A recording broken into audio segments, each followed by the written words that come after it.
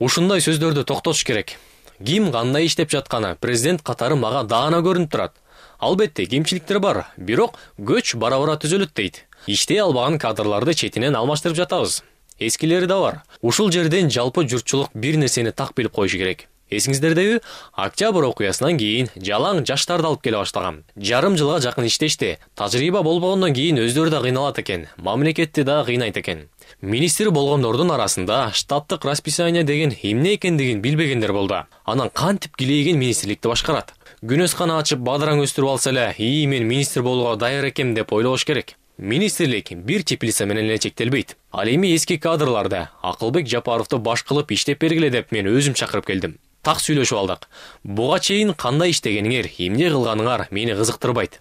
Мындан аркы мени менен иштеген ишиңер таза болбосо, капа болбогула. Бир гана эмгек акыга иштейсиңер. 1 сом урдасаңар же жеке кызыкчылыгыңарга пайдалансаңар, камаласыңар деген келишим бар ортобузда. Акылбек Үсөнбековичке экөөбүздүн тең фамилиябыз Жапаров. Фамилияларыбызды булгабайлы, тарыхта ак тамгалар менен жазылып калалы, балдарыбызды жер каратпайлы деп айтып атам.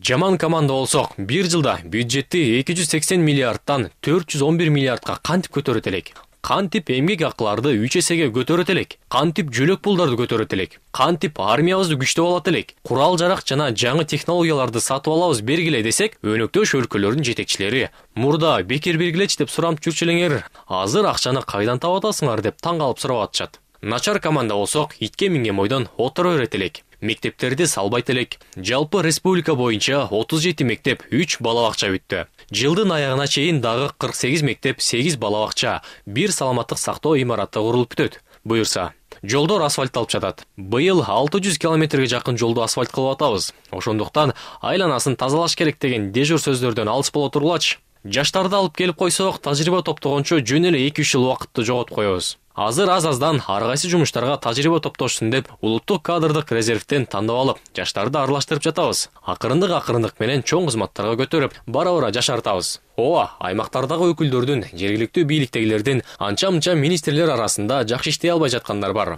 Оңолбосо алмаштырабыз. Азыр баары менин көзүм өлүмдө. Ар бир кыймыл аракетин карап, отчет алып турам. Эл журттан суранарым, мага ишенип 5 жыл президент кылдыңарбы? Аягына чейин ишенгиле. 5 жылдан кийин жыйынтык чыгарасыңар. Анан блогер, акылды сунуп, акыл үйрөткөн жаштардан суранарым. Акыл үйрөтпөй эле койсоңор.